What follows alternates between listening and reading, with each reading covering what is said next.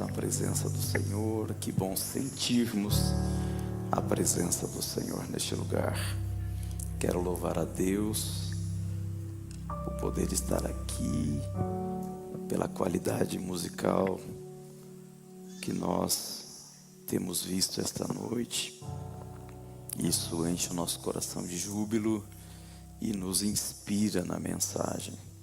Realmente, todos os louvores hoje nos introduziram à presença do Senhor. Fomos ministrados essa noite. Não ouvimos cânticos.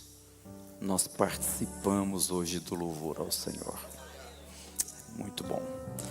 Salmo 133. Quero louvar a Deus também pela vida dos músicos, dos cantores que sempre estão aqui. O Salmo 133 registra também o trabalho do pastor Osiel. O pastor Osiel, discretamente, todas as terças-feiras, está aqui fazendo as escalas da música, ajudando, dando suporte. Deus te abençoe, meu filho. Salmo 133 é um texto bem conhecido de todos nós, que diz assim: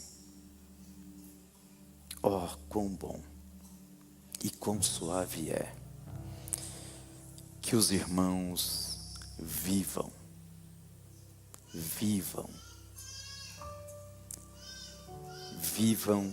em união. É como o óleo precioso, aquele óleo precioso que desce sobre a cabeça, que desce sobre a barba de Arão, e que chega até a orla das suas vestes. É como o orvalho do Hermon, que desce sobre os montes de Sião, porque ali o Senhor ordena a bênção e a vida para sempre. Amém. Podeis assentar, meus amados e amadas. Quero louvar a Deus pela tua vida, por você ter escolhido estar na presença do Senhor conosco esta noite. Fiquei preocupado quando, na hora do culto, começou a chover. Falei, a igreja é feita de sal da terra, e sal quando chove é um perigo, né? Às vezes some. Mas graças a Deus a igreja está aqui, os irmãos estão aqui. Que bênção, que bom estarmos juntos. Que bom, estou feliz de vê-los aqui. Venho de uma maratona saindo para outra, né? Semana passada foi uma semana bem cansativa. Estivemos na cidade de Três Lagoas, juntamente com nosso presidente da convenção, por ocasião da inauguração de uma nova convenção no Mato Grosso do Sul.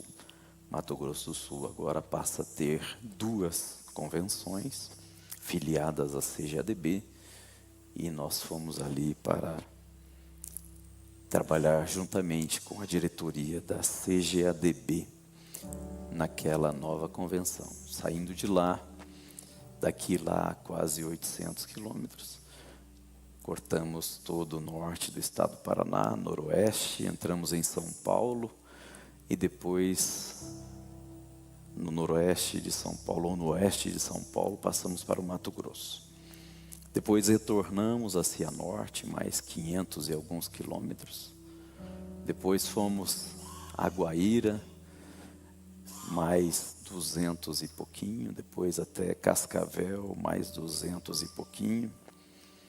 E aí no sábado saímos às 4 horas da manhã de Cascavel. Viemos aqui direto para um almoço com as autoridades na Assembleia Legislativa do Paraná, e participamos da Marcha para Jesus no sábado à tarde.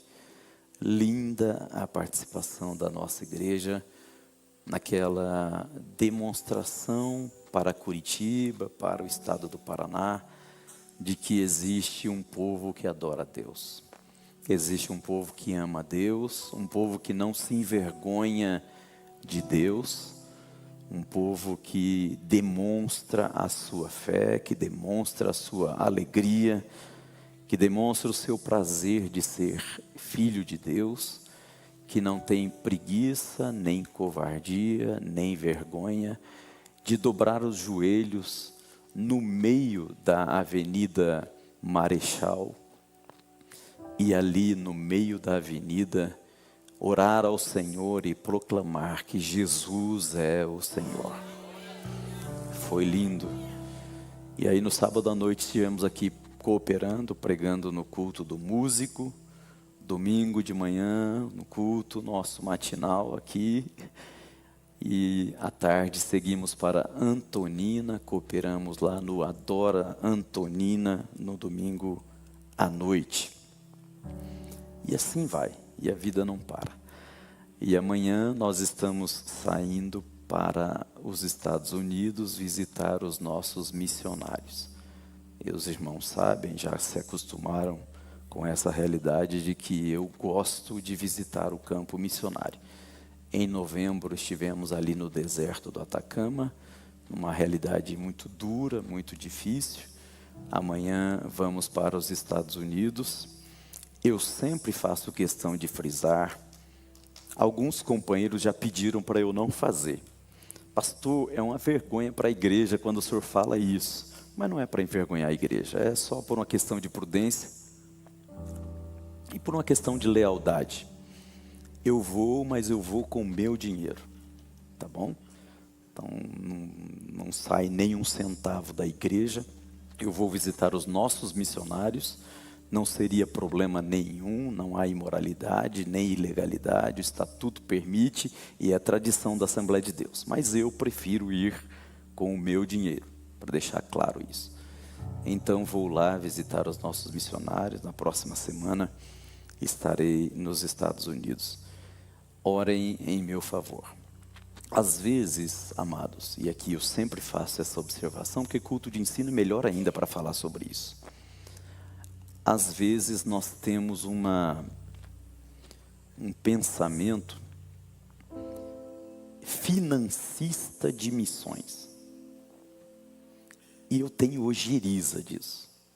Todas as vezes que a gente fala em missões, as pessoas já vêm falar em África.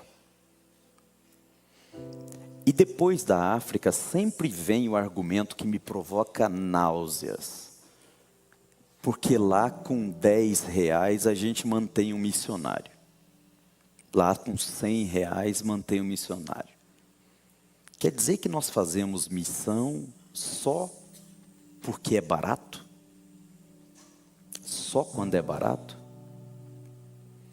Quer dizer que nós fazemos acepção de pessoas, nós temos opção pelo pobre? É assim que Jesus falou conosco. O ide de Jesus é ide por todos os pobres e pregai o evangelho a todos os miseráveis. É isso que está lá? O que está escrito na Bíblia? É todo mundo. Todo mundo é todo mundo. Jesus ia na casa dos pobres, mas ele foi na casa do Zaqueu, ele foi na casa de Simão, o curtidor, o publicano. Ele ia em todo mundo, na casa de samaritano. Samaritanos eram malditos para os judeus, mas Jesus ia. Então me dá ojeriza quando eu vejo gente fazendo pensamento missionário financista. Não façam isso, por favor. É pecado diante de Deus. E tem mais um fator que me deixa bastante preocupado. Eu já fui na África algumas vezes. Vou a lugares pobres. Segundo agora, não fui ao Paraguai por convocação da convenção, mas não fui porque não tinha condições de ir. Porque senão eu estava lá no Paraguai, estou lá toda hora. Vou a lugares muito pobres. Mas vou dizer para os irmãos, os lugares pobres, até por causa desse pensamento financista, se a gente chutar uma caixa de papelão, sai 5 missionários de baixo. Chove de missionários.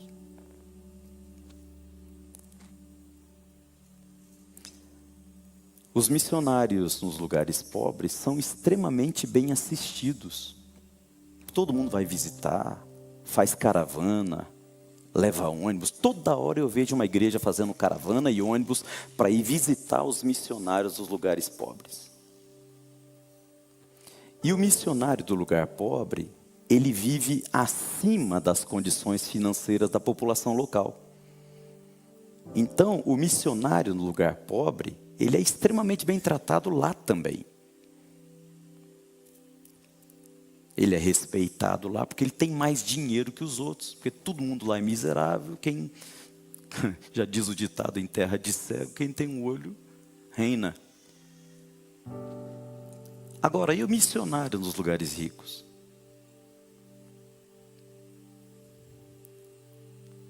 Aí não merece visita, aí não precisa olhar para eles, nem nada. Deixa lá, porque eles já vivem abaixo da média da população.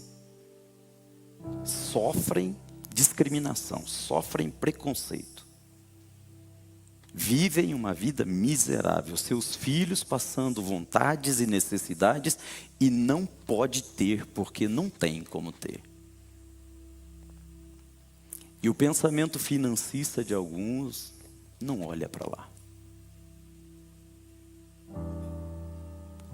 Nossos missionários cuidam das igrejas, cuidam das famílias. Pastor Neto cuidando de 2 igrejas, trabalhando em 2 empregos. Inclusive um dos empregos em restaurante, servindo mesa. E nós não temos condições de ajudar mais, a gente ajuda com o que pode. Pastor Maicon trabalha com funerária.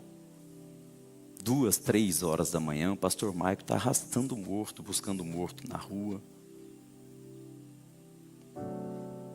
Mas estão cuidando da obra com amor, com carinho, com dedicação. Então, amados, vamos expandir os nossos horizontes, vamos abrir a nossa mente. Vamos orar pelos nossos missionários, vamos cuidar deles. Vamos enviar mensagens para eles, contatá-los lá nas redes sociais. Em vez de ficar falando bobagem nas redes sociais, acha os missionários. Transmita mensagens de Deus para a vida deles. Diga para eles, olha, nós estamos aqui. Se nós não podemos ajudá-lo mais financeiramente, mas nós estamos orando contigo. Nós estamos chorando contigo. Façam isso. E quando vocês puderem, coloca lá no teu orçamento, ir lá visitar o missionário. Vai lá. Mas não estou falando de ir para passear. Eu estou falando de ir para visitar o missionário. Para ir na casa do missionário, conversar com os filhos do missionário, para saber como é que eles estão. Conversar com a esposa do missionário, para saber como ela está. Que o Senhor coloque no nosso coração sentimentos verdadeiramente missionários. Porque nós só estamos aqui porque houveram missionários. A começar do primeiro, que foi Jesus. Mas Daniel Berg e Gunnar Wingren eram europeus. Foram mantidos aqui pela igreja de Chicago, Estados Unidos. E sabe qual é o lugar que menos tem missionários hoje? Sabe qual é o lugar que menos tem igrejas evangélicas hoje? Sabe o lugar onde mais fecham igrejas evangélicas hoje? É exatamente dos lugares que esses homens vieram. Nós temos uma dívida espiritual com eles. Temos uma dívida moral com eles. Eles largaram suas famílias, vieram para cá sem saber idioma, passaram necessidade, picada de mosquito, malária, tudo quanto é tipo de desgraça, para que a gente possa falar hoje que a Assembleia de Deus é o maior movimento pentecostal do mundo. Mas quem precisa hoje são eles. Vai lá na Inglaterra, vai lá na Espanha. Pastor Daniel morou na Espanha. É fácil achar evangélico lá, Daniel? As igrejas lá vivem mar de rosas? É sofrido. É um preço árduo, doloroso. Mas são almas. O pensamento financista da tua visão, isso está cegando você. Para de ficar só falando em África, em América Latina, já está cheio de missionário.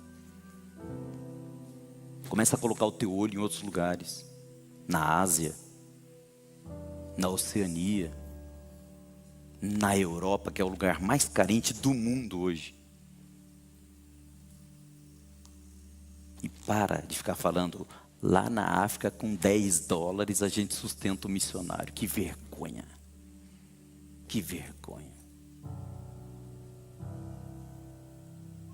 Deus nos fez fortes para escolhermos missões duras.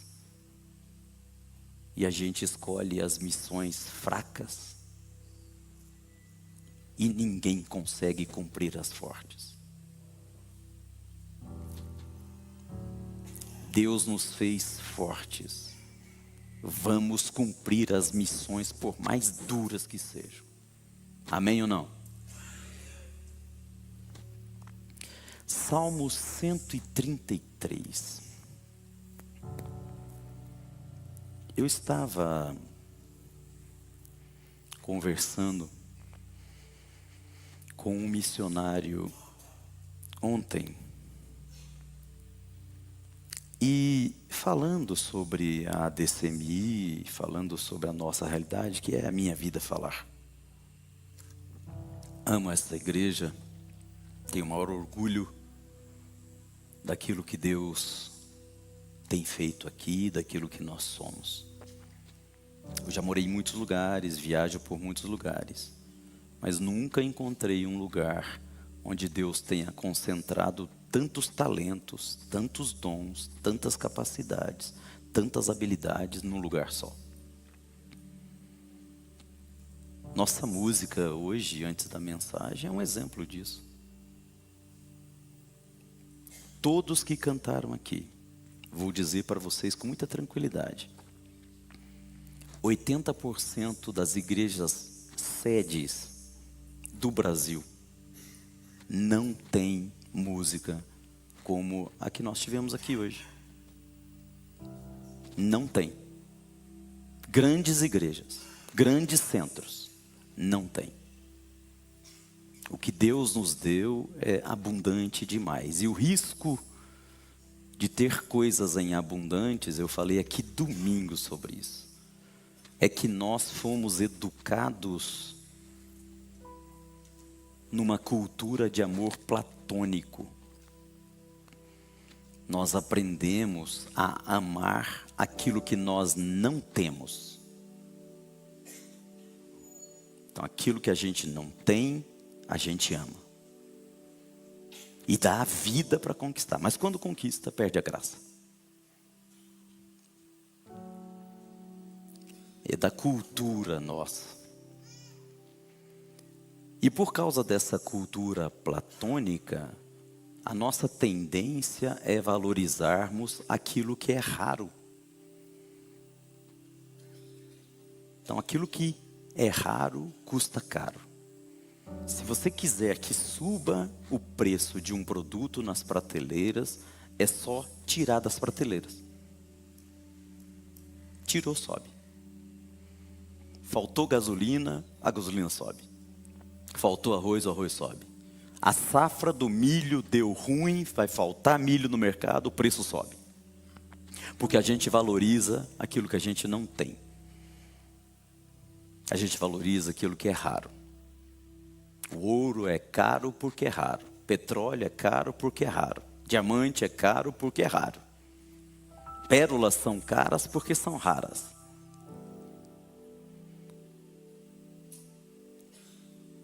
E as bênçãos de Deus são abundantes. Mas a gente aprendeu às vezes a valorizar só aquilo que é raro. E aí quando é abundante a gente não valoriza, não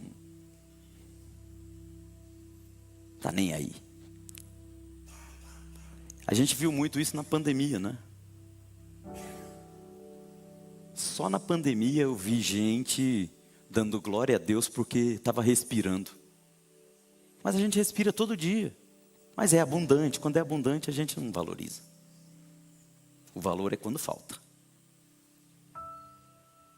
Quando falta, aí valoriza.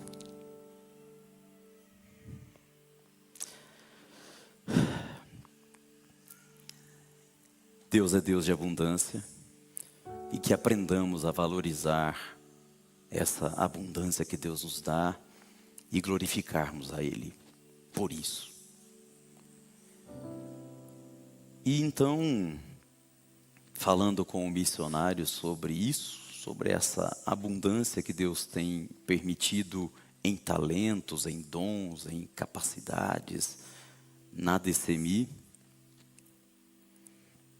o missionário me fez lembrar uma frase que o pastor Carlito Paz sempre repete.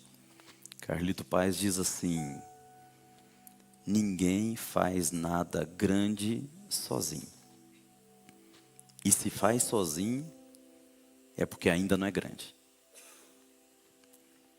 Então, não basta ter talentos, habilidades, capacidades, mas sozinho não adianta nada. Não resolve nada.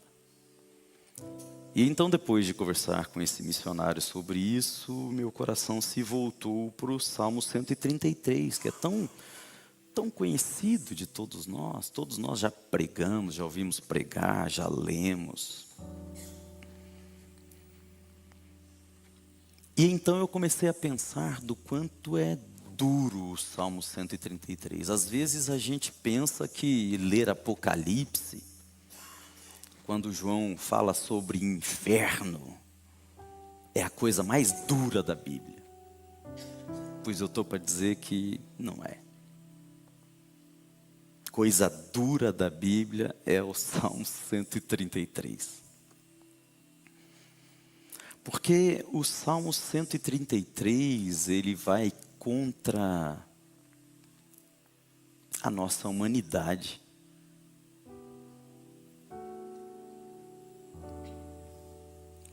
O Salmo 133, ele caminha contra, aparentemente, até dá a impressão que caminha contra até a nossa antropologia. Pastor, não estou entendendo. Vou explicar. Você já encontrou alguma pessoa exatamente igual a você?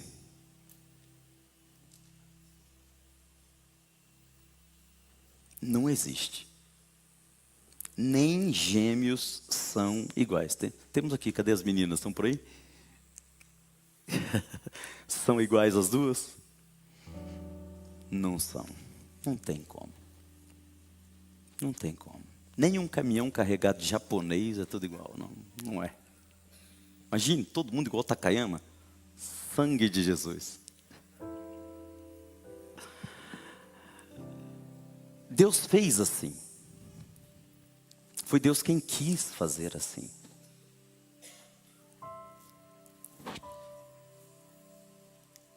Ele nos tratou desde a nossa geração no ventre da nossa mãe como especiais.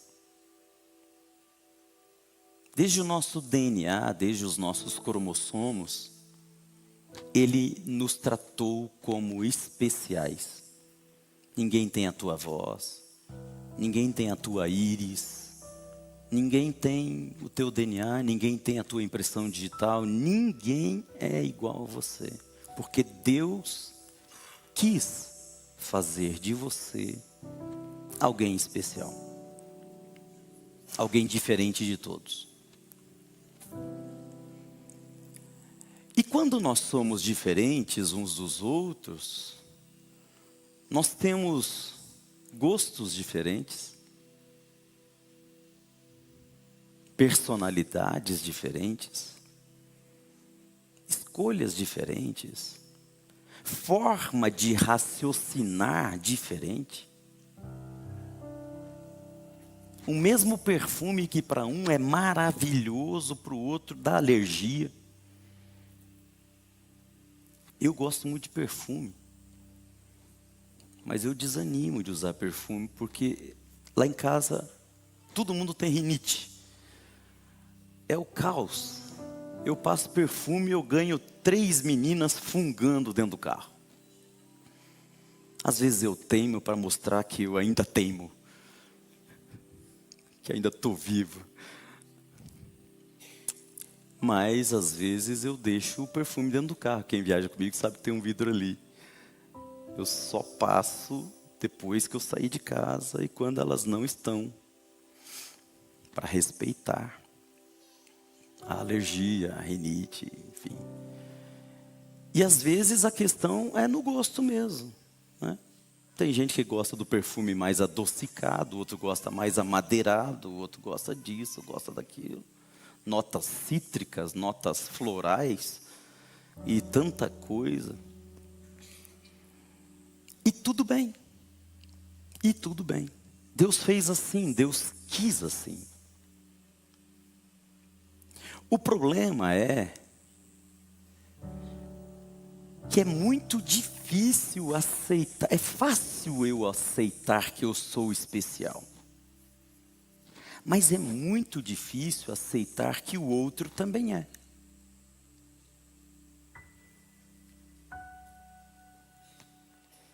Então a gente vive uma tensão permanente de querer fazer do outro uma cópia da gente. No casamento, na educação dos filhos, nas amizades, nas panelinhas, até nos memes. É uma tensão permanente de tentar fazer o outro ser aquilo que eu quero que ele seja.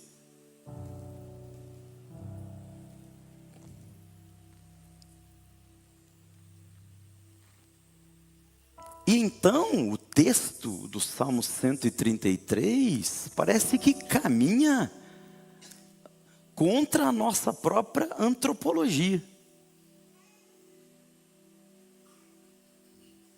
Isso gera tensão, isso gera problemas. Não bastasse isso, o Salmo 133, e eu estava dando uma olhadinha lá nos originais, e a palavra união, no Salmo 133, é Yashad,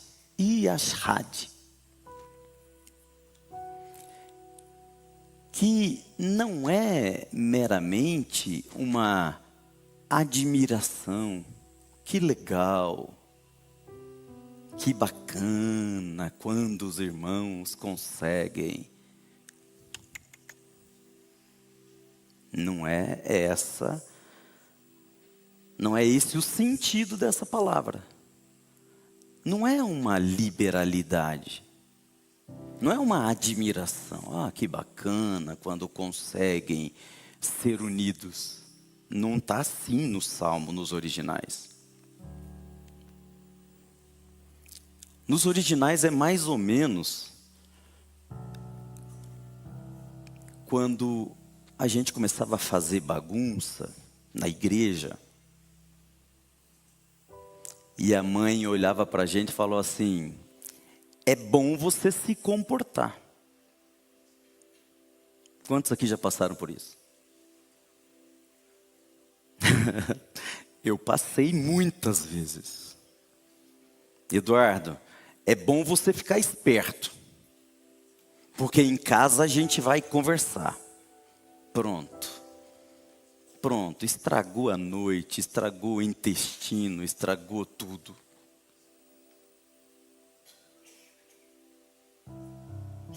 É nesse sentido que está ali. É bom que os irmãos vivam em união.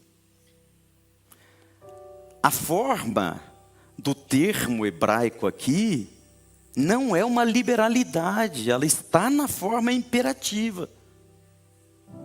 É mandamental. É ordem. Então não é uma admiração, dizer assim, que bom que vocês, se vocês conseguirem. Não, não, não. É bom vocês conseguirem. O melhor que vocês fazem é viver em união.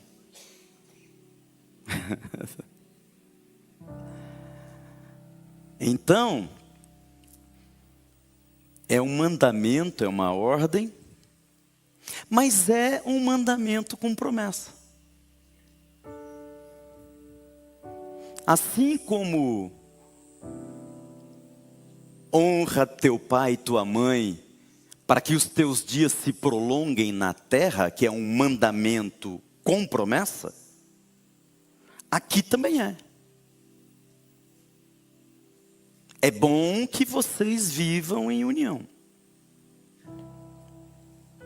Porque a união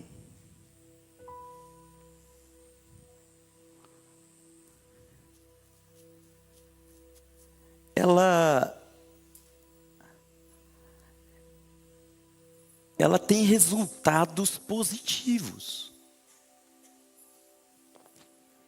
E o primeiro resultado positivo que o texto vem nos dizendo é o seguinte, é que ela é como o óleo. E não é um óleo qualquer, é aquele óleo que foi derramado sobre a cabeça de Arão. Não é óleo queimado, não é óleo de motor, não é nenhum outro tipo de óleo. É daquele. Por que daquele? Porque aquele tem elementos simbólicos muito interessantes na Bíblia. O texto bíblico que aborda aquele óleo sagrado usado para a unção de Arão está em Êxodo capítulo 30, verso 22 a 25. Toma dos mais, é Deus dizendo para Moisés, toma dos mais excelentes, das mais excelentes especiarias, de mirra fluida, 50 ciclos, e de cinamomo aromático, a metade, isso é 250, de cálamo aromático, 250, de cássia, 500 ciclos, segundo o ciclo do santuário, e um rim de azeite de oliva. E esses elementos, eles tinham propriedades. Então, a mirra, ela era usada para perfumar, para hidratar. O cinamomo era usado para acelerar o metabolismo, para produzir efeito de emagrecimento. Sim. Quantos aqui já usaram canela? Amém.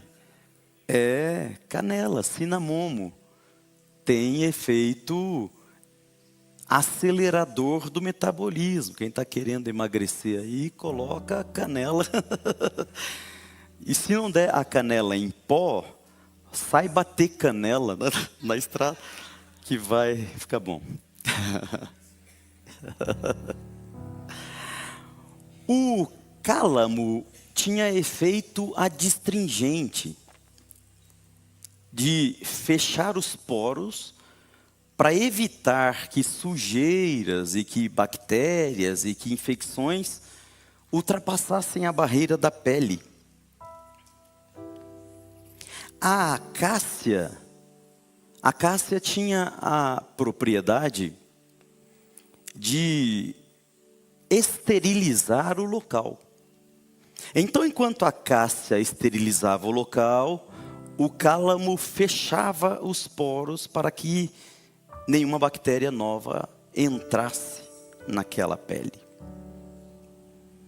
O azeite de oliva era o condutor, era o meio líquido onde esses outros elementos eram diluídos, para que se tornasse toda essa formulação um óleo.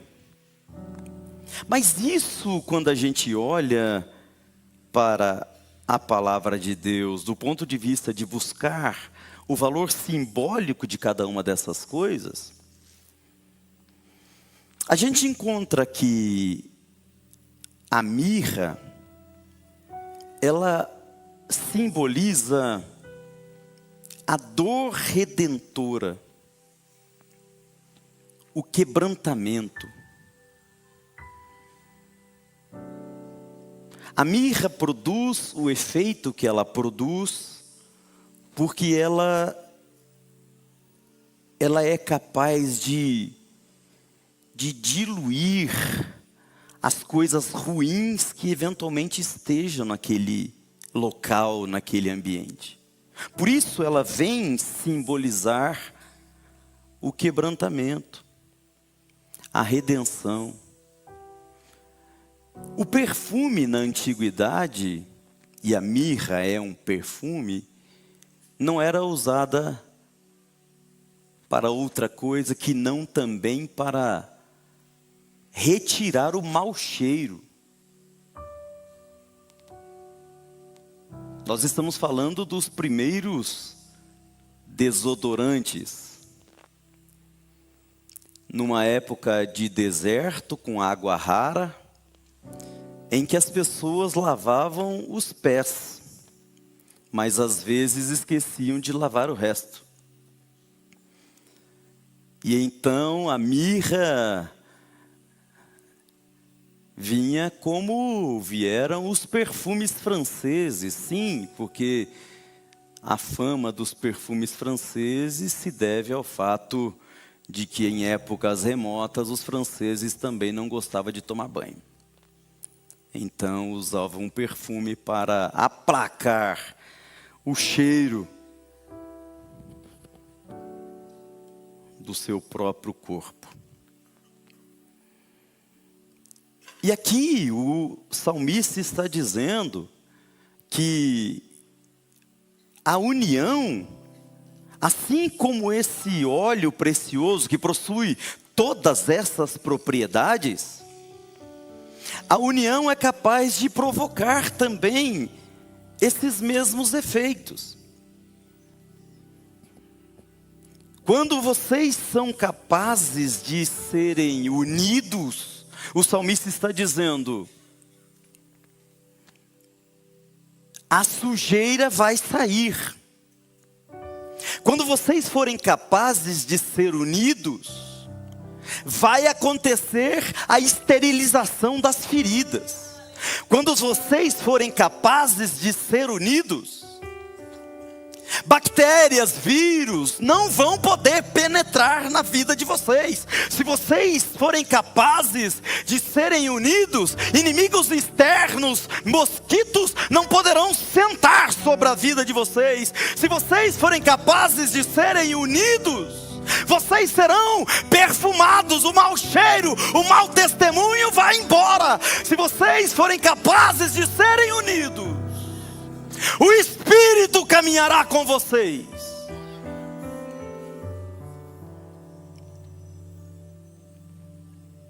Mas só se vocês forem capazes de serem unidos. Só se vocês forem capazes de serem unidos. E eu não estou falando só de igreja. Estou falando de tudo. Eu estou falando de família. Eu estou falando de marido e mulher. Eu estou falando de pais e filhos. Eu estou falando de irmãos e irmãos. Eu estou falando também de ministérios. Eu estou falando de congregações.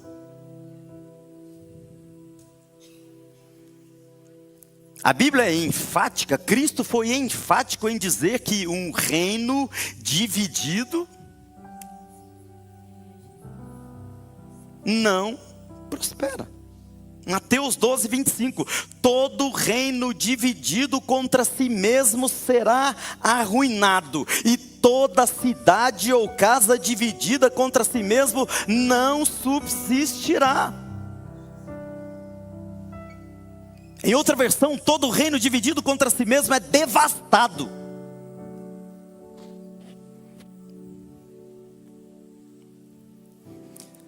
Mas caminha contra as nossas tendências.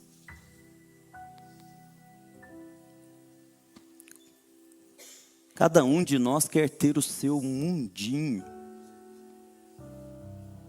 Graças a Deus aqui, a gente tem superado isso. Mas eu já trabalhei em campos onde o dirigente de congregação, ele pensa que ele é Deus e que ele é o dono da congregação. O líder do ministério pensa que é dono do ministério. E aí fica ali. Ele é o líder dos jovens, tem 10 jovens em volta dele, e ele agrega aqueles 10 e fica ali querendo cuidar, e vai perder todos. Porque a obra não se faz assim. São ministérios frustrados. Eu tenho visto igrejas grandes que têm definhado. Porque não tem aquilo que no exército a gente chama de espírito de corpo. E é espírito de corpo mesmo, Romanos 12. Corpo.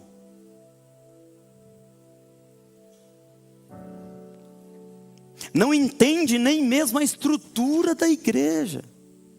Por que que evangelistas e pastores são consagrados pela convenção e não pela igreja local?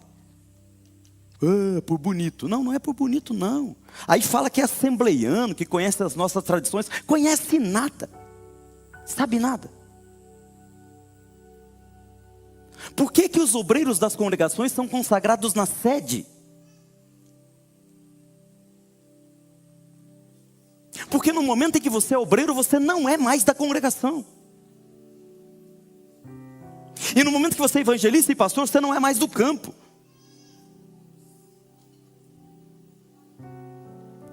Mas a gente tem a tendência do umbilicalismo, do mundinho.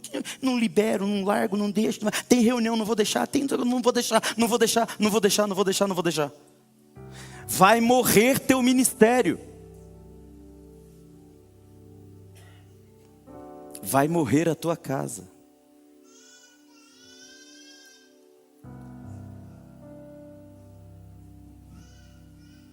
Vai definhar.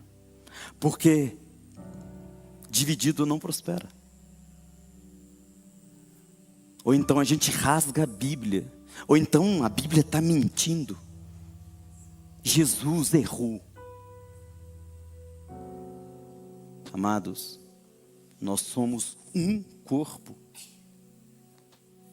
Ministérios dentro das congregações é um corpo. As congregações dentro do campo é um corpo. O campo dentro da convenção é um corpo. A convenção dentro do concílio da geral é um corpo. A convenção geral dentro do concílio mundial é um corpo.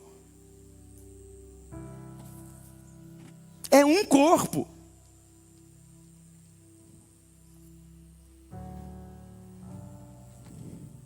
Precisamos entender. Antigamente dizíamos que a união faz a força, até a união começar a fabricar açúcar, né? Daí a gente parou de falar. A união que fabricava o açúcar, união, né? Açúcar do Sula. Mas biblicamente, ainda é a união.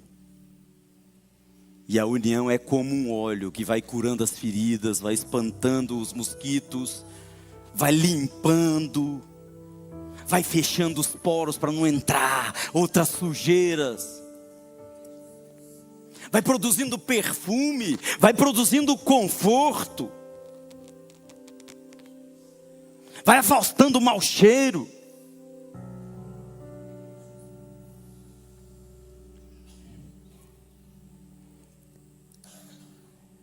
Mas o texto ainda diz: a união também é como o orvalho. Não é qualquer orvalho. Eu fui no deserto do Atacama em novembro do ano passado. E pastor Leandro já esteve aqui, inclusive já falou.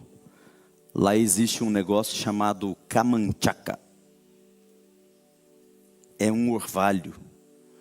Mas é um orvalho tão denso que parece pastoso. Quando ele pega no vidro do carro, o limpador não consegue limpar. Parece oleoso, a sensação de... Alguém aqui já viu jogar ovo no para-brisa e depois limpar o limpador para ligar a água com o limpador para-brisa, que vira aquela meleca e o negócio não sai, fica só pior? Camanchaca é aquilo. Naturalmente é assim. Não é camanchaca. União não é camanchaca. União não é qualquer orvalho. A união é como o orvalho do Hermon.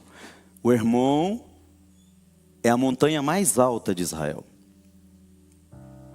E ao redor do Hermon está o Vale de Sião, o famoso Vale de Sião. E o orvalho que desce dos picos do Hermon vem silenciosamente durante a noite e umidifica, deixa úmido todo aquele vale de Sião. E aquilo que tem tudo para ser um deserto, porque não chove. Raro chove. É um dos locais onde se gera riqueza, onde se gera frutos, onde nascem flores, porque o orvalho do Hermon faz isso. Tinha tudo para ser árido, tinha tudo para ser seco, tinha tudo para não produzir nada, tinha tudo para ser o vale da pobreza, tinha tudo para ser o vale da miséria, acaba se tornando o vale da prosperidade, o vale da bênção, o vale dos frutos, o vale das flores, o vale da riqueza, porque o orvalho do Hermon faz isso, a união faz isso, meus amados.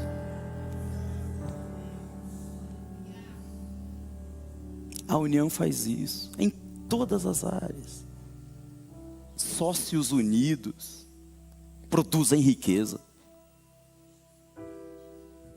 Casais unidos produzem riqueza. É promessa bíblica.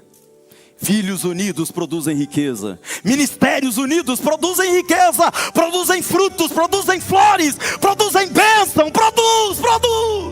A união traz produtividade. A união traz frutos. A união traz crescimento. A união traz bênção.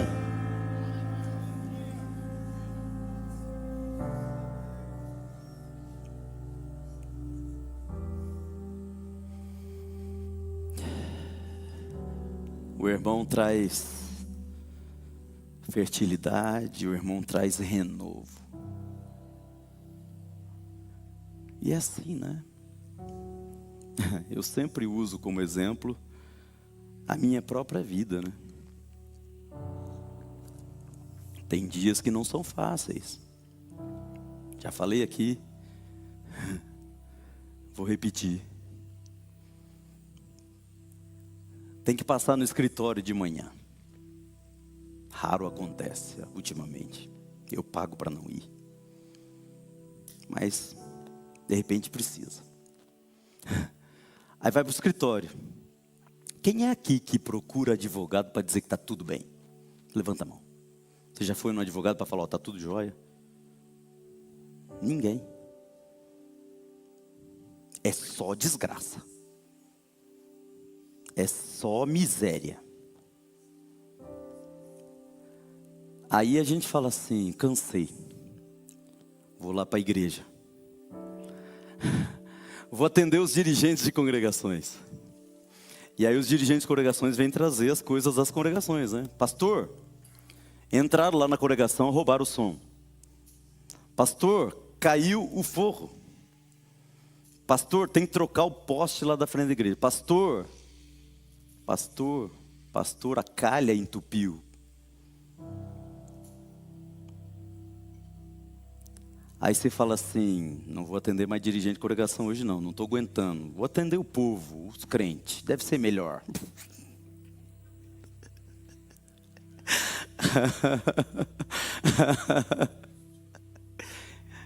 É raro aquele que vai, né, no gabinete pastoral para dizer, pastor, tá uma benção, vim aqui só para dar um beijo no senhor, um abraço. Às vezes acontece, irmãos, isso acontece. Bem menos do que no escritório, alguém dizendo que tá tudo bem e foi lá entregar honorários. Mas aqui na igreja acontece, às vezes vem alguém e diz, pastor, tá uma benção, glória, mas isso é raro. Normalmente, o telefone toca, ou vem no WhatsApp, pastor, estou precisando falar com você. Já dá aquele gelo assim. Meu Deus, você já começa a pensar mil e uma coisa. Será que é o filho que está doente? Será que é a mulher que fugiu de casa?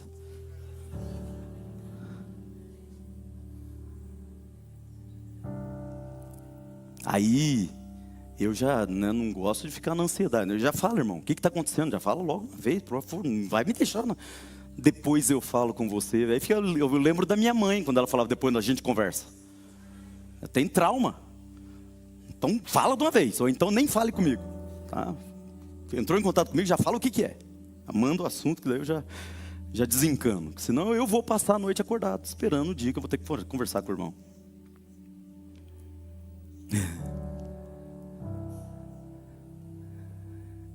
Quer ver uma coisa? Eu já falei aqui e vou repetir. Quando eu cheguei aqui, eu ficava admirado com o pastor Hermes, porque o pastor Hermes para mim é um herói, um homem gigante. Porque eu chegava aqui, toda terça-feira antes do culto de ensino, o pastor Hermes estava atendendo gente lá. O cara tem que ter nervo de aço para poder atender no gabinete e depois ainda ter inspiração para entregar a palavra. Eu não gosto mesmo. Antes de eu entregar a palavra, eu prefiro depois. A gente fica até 4 horas da manhã, não tem problema. Mas antes da palavra, não peça para falar comigo. A menos que seja urgente, tem alguém morrendo, aí pronto, então tudo bem, né? Aí, então a gente vai atender. Mas dá para esperar passar a palavra, espera passar a palavra. Porque tem que ter muito controle emocional para você ouvir uma desgraça lá no gabinete e depois vir aqui pregar a palavra feliz da vida. Eu sou humano, eu sou homem, graças a Deus. Quando eu nasci, meu pai falou para os colegas dele, nasceu lá em casa um hominho. E eu honro isso, irmãos. Eu sou um homem, ser humano, amém.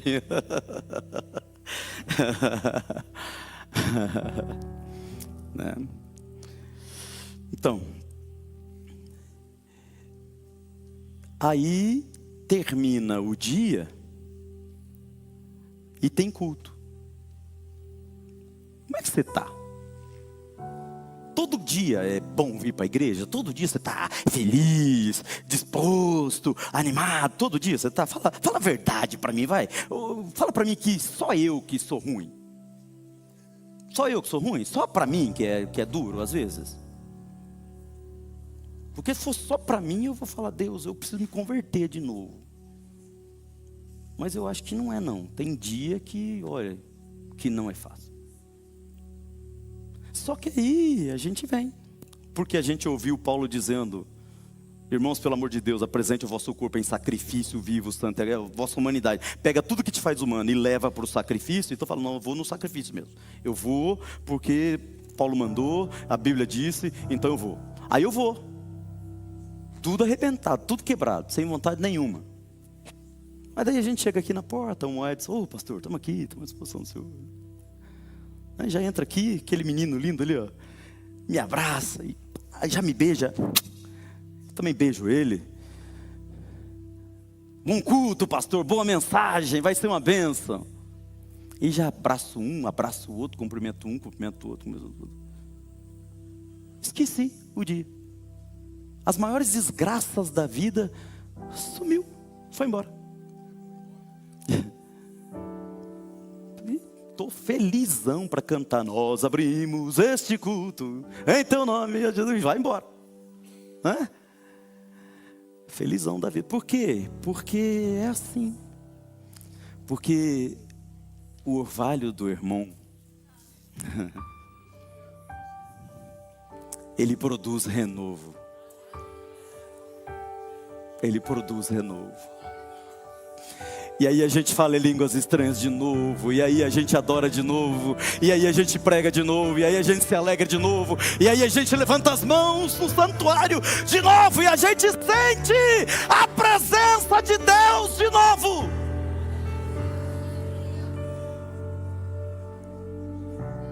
E tem mais uma coisa que eu preciso falar, porque o culto de ensino é para isso. Eu não posso vir na igreja por causa disso.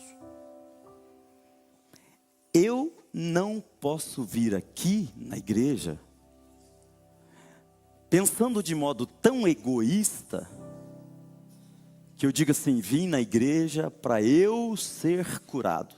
Sabe por quê? Porque senão no dia que você tiver tudo bem, você vai dizer: eu não preciso ir na igreja. E isso não é união. Sabe quando é que a união se produz? Quando não tem a ver com a gente, tem a ver com o outro. Então, eu venho aqui na igreja por causa de vocês. Mas vocês também não vieram por causa de vocês vieram por causa de mim.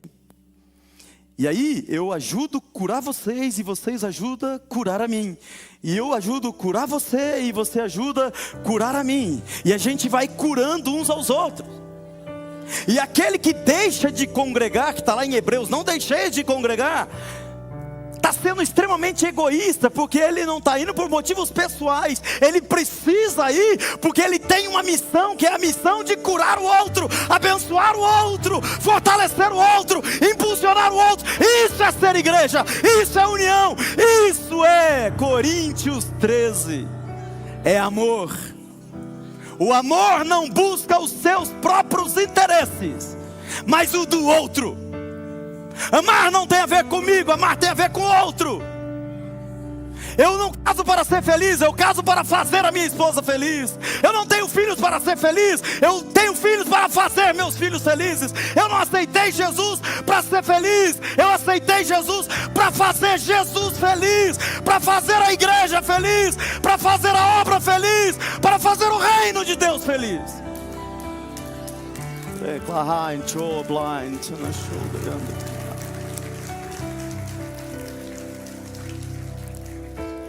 Eu falei que é mandamento com promessa.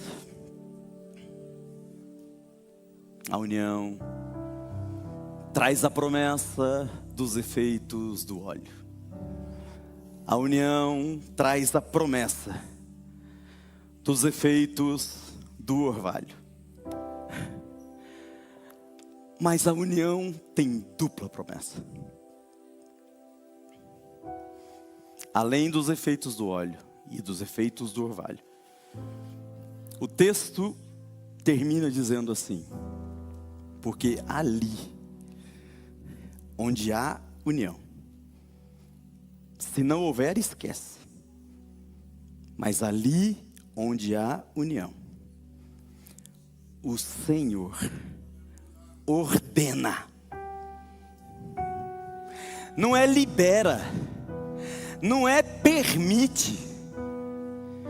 O texto está dizendo que Ele ordena, Ele manda. Onde há união, Ele manda que haja bênção para sempre. Onde há união, Ele ordena que haja bênção para sempre. Onde há união, Ele ordena que haja vitória para sempre. Onde há união, Ele ordena que haja prosperidade para sempre. Onde há união, Ele ordena que a bênção seja derramada sobre aquele lugar. Se houver união na tua casa, o Senhor ordena a bênção ali. Se houver união nas tuas amizades, o Senhor ordena a bênção ali. Se houver união na igreja, tem que ter união na igreja, o Senhor ordena a bênção e a vida para sempre. Deus abençoe a todos, em nome do Senhor Jesus Cristo.